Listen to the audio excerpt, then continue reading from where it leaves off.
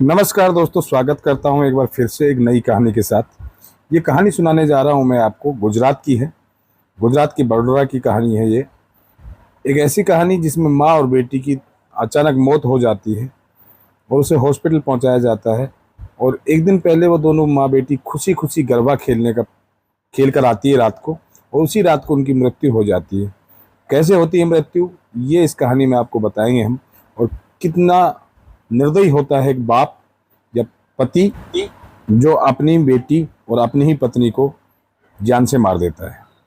पहले तो बहुत छुपाने की कोशिश की जाती है कि ये किसी तरह पुलिस को नहीं पता लगे कि ये लोग किस तरह मरे हैं।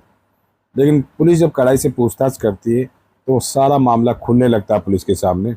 और किस तरह से खुलता है पुलिस के सामने ये मामला, बताते हैं आपको पूरी कहानी में। कहानी सुनने से पहले आपसे अपील है कि मेरे चैनल को सब्सक्राइब करें, शेयर करें और लाइक करें।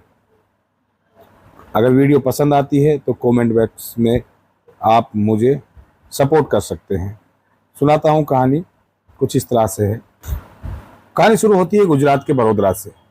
गुजरात में गरबा का बहुत ही बड़ा उत्सव होता है। गरबा खेलने की बहुत ही होड़ होती है। इस गरबा त्यौहार को नवरात्र के बाद में बहुत ही धूमधाम से मनाया जाता है। शोभना पटेल और उसकी एक बेटी जो गरबा खेलने की तैयारी करती है और पूरे जोश से गरबा खेलने के लिए जाती है। एक प्रोग्राम में जाकर के गरबा का प्रोग्राम होता है। काफ़ी देर तक गरबे को एंजॉय किया जाता है और गरबा खेल करके वो रात को वापस आते हैं अपने घर की तरफ। और वहाँ पर भी गरबे का आयोजन होता है उसकी कॉलोनी में भी। उसमें भी वो दोनों माँ बेटी गरबे का खूब आनंद लेती है, खूब एंजॉय करती है और हंसी खुशी अपने घर लौट आती है। रात्रि को सभी लोग खाना खाते हैं परिवार के साथ मिल करके, और सभी लोग एक दूसरे से गुड नाइट बोलकर अपने अपने कमरे में चले जाते हैं। शोभना पटेल अपने कमरे में जाती है। उस कमरे में उसके पति, उसकी बेटी और शोभना तीनों लोग रहते हैं। रात को अचानक करीब 2 बजे शोभना का पति जो होता है वो भग के स्पीड से बाहर जाता है और नीचे जाकर अपने साले का दरवाज़ा खटखटाता है और ज़ोर ज़ोर से चिल्लाता है कि जल्दी करो, पता नहीं शोभना को और बिटिया को क्या हो गया है। वो दोनों बोल नहीं रही है, दोनों बेहोश हो गई है। इतना सुनता है तो उसका साला भी वहाँ पहुँच जाता है। उसके बाद आनंद फानन में उसको अस्पताल पहुँचाया जाता है। अस्पताल में जब पहुँचते हैं तो डॉक्टर उनको दोनों को मृत घोषित कर दिया जाता है। इतनी बातें होने के बाद में ये सूचना पुलिस को दी जाती है तो पुलिस भी वहाँ पहुँच जाती है। और पुलिस आकर देखती है बॉडी को तो पुलिस शोभना के गले पे कुछ स्क्रैचेस नज़र आती है, कुछ घाव नज़र आते हैं। लेकिन पुलिस और उसके परिवार के लोग सभी पोस्टमार्टम रिपोर्ट का इंतजार करते हैं कि पोस्टमार्टम रिपोर्ट आएगी तो जांच को आगे बढ़ाया जाएगा। पोस्टमार्टम रिपोर्ट आती है। पोस्टमार्टम रिपोर्ट में कुछ इस तरह से खुलासा होता है कि दोनों माँ बेटी का कत्ल तकिए से मुंह दबा के या गला घोट करके किया गया है। और पुलिस के सामने एक और खुलासा होता है कि पहले उनको जहर दिया गया था और उसके बाद उनका गला दबाया गया या उनकी तकिए से मुंह दबा करके हत्या कर दी गई है। जब पुलिस पूछताछ करती है पूरे परिवार से तो पता लगता है कि शोभना पटेल के कमरे में उसका पति ही मौजूद था रात को और उसकी बेटी थी। इनके अलावा कोई और नहीं था। पुलिस के सामने क्राइम सस्पेक्ट उनका पति तेजस पटेल, जिसका नाम था तेजस पटेल, वो ही बन जाता है। पुलिस उसी पे शक करती है और उसी को हिरासत में लेकर पूछताछ करती है। पूछताछ करने के दौरान वो बार बार में रो पड़ता है और भावुकता दिखाता है, जिससे पुलिस ये सोचती है कि शायद इसकी बेटी और पत्नी की हत्या हुई है, इस वजह से ये भावुक है और उसको छोड़ देती है और फिर वो अपने घर पे चला आता है।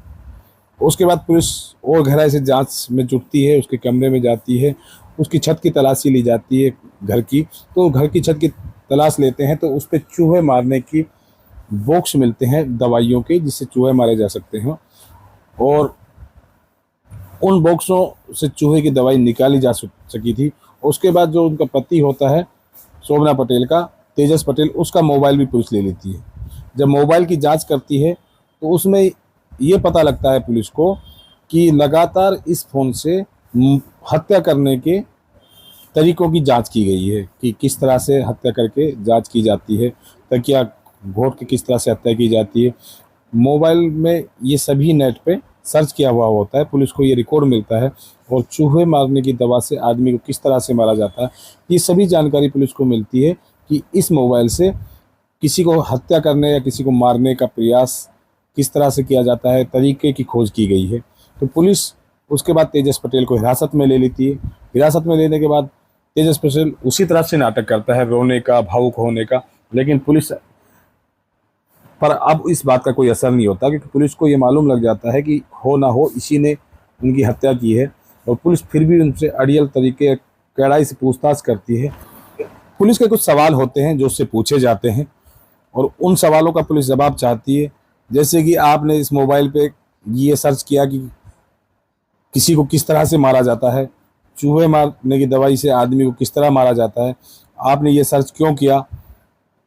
जब पुलिस उससे इस तरह की बातें पूछती है तो उसके पास कोई जवाब नहीं होता और वो पुलिस को कोई जवाब नहीं दे पाता है।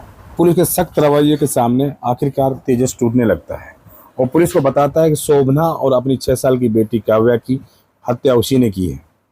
वो बताता है कि वो नेट पे सर्च करता है कि चूहे मारने की दवा से आदमी को किस तरह से मारा जाता है और उसके बाद वो पूरा सर्च करने के बाद में बाहर जाता है, बाहर से चूहे मारने की दवाई और आइसक्रीम लेके आता है और आइसक्रीम को चूहे मारने की दवा मिला देता है और उसके बाद में उन दोनों को खिला देता है। वो ये सोचता है कि दोनों चूहे की दवा जो है, चूहे मारने वाली दवा है, उसको खा करके दोनों आराम से मर जाएगी।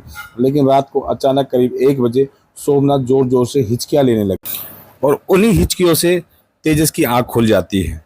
आँख खुलने के बाद वो देखता है कि शोभना बेहोश है और काव्या बेहोश है, लेकिन शोभना जोर जोर से हिचकियाँ ले रही है। जब हिचकियाँ लेती हुई देखता है तो शोभना के दुपट्टे से उसका जोर से गला दबा देता है। गला को इतनी देर तक दबा के रखता है कि वो जब तक मर ना जाए। उसके बाद अपनी बेटी का वो तकिए से मुंह दबा करके उसको भी मार डालता है और करीब 1 घंटा उनके पास ही बैठा रहता है। और जब उसे लगता है कि ये दोनों मर चुकी है, उसके बाद वो शोर मचाता है, अपने परिवार वालों को इकट्ठा करता है कि अचानक उनको क्या हो गया, ऐसा कुछ बताता है। जब पुलिस इस मामले की पूछताछ करती है तो ये भी पता लगाना चाहती है कि आखिरकार उसने इन दोनों को मारा क्यों। जब पुलिस पूछती है तो वो बताता है कि कुछ दिनों से, कई सालों से उनके बीच आपस में झगड़ा रहता है और जो शोभना होती है वो अपने ससुराल में नहीं रहना चाहती और वो अपने मायके आ जाती है और उनके साथ साथ उनका पति तेजस को भी वहां रहना पड़ता है। और तेजस ससुराल में रह के खुश नहीं था। वो चाहता था किसी तरह से शोभना और अपनी बेटी काव्या को लेकर अपने घर चला जाए, लेकिन शोभना थी जो घर जाने के लिए तैयार नहीं थी, क्योंकि उनका बार बार उनके परिवार वालों से उससे झगड़ा होता था। इसी बात से तंग था वो और वो चाहता था कि वो ससुराल में ना रहे और अपने घर जाना चाहता था, लेकिन शोभना उसकी बात नहीं मान रही थी। इसी बात से गुस्सा होकर के उसने शोभना को मार दिया। जब पुलिस वाले ने पूछा कि उसकी 6 साल की बेटी काव्या ने उनका क्या बिगाड़ा था, लेकिन तुमने उसको भी मार दिया, तो पुलिस को बताता है कि मैं नहीं चाहता था कि मेरी बेटी आने वाले वक्त में उससे ये सवाल करे कि आपने मेरी माँ को क्यों मारा और मुझसे नफरत करे। उसकी आंखों में मैं अपनी लिए नफरत नहीं देखना चाहता था, इसीलिए मैंने अपनी बेटी की भी हत्या कर दी। पुलिस मामले की जांच को आगे बढ़ाती है तो पुलिस को ये भी पता लगता है कि तेजस जिस शोरूम में काम करता था वहाँ उसके साथ एक लड़की भी काम करती थी और वो चाहता था उस लड़की के साथ रिलेशनशिप में रहना, लेकिन उसके लड़की के घर वालों को पता लग जाता है तो उस लड़की का भाई भी उसको इस बात की हिदायत देता है कि आप मेरी बहन से दूर रहे, और वो काफ़ी कोशिश कर रहा था उस लड़की से बात करने की। इस मामले की जांच पुलिस दूसरे एंगल से भी करती है, कहीं इस मामले में उसके लव अफेयर या उसकी लव जिस लड़की से वो करता था उसका भी कोई इसमें हाथ नहीं था। लेकिन पुलिस पूरी जांच करने के बाद पता लगता है कि इसमें सिर्फ तेजस का ही हाथ था, तेजस के अलावा और कोई इस मर्डर में शामिल नहीं था। पुलिस ने हत्याओं की धाराओं में केस दर्ज करके मामले को न्यायालय तक पहुंचा दिया है। अब ये न्यायालय तय करेगा कि तेजस को आखिर क्या सज़ा मिले, और तेजस इस टाइम अपनी सज़ा के इंतज़ार में जेल काट रहा है, जेल में बंद है और इंतजार कर रहा है कि उसको फाइनल सज़ा कब होगी और उसको उसके किए कर्म की क्या सज़ा मिलती है। ये तो आने वाला वक्त या कोर्ट ही बता पाएगी कि आखिर में उस दरिंदे को इसकी सज़ा क्या मिलनी चाहिए। एक हंसते खेलते परिवार का इस तरह से दुखद अंत वाकई में दुखदायक है।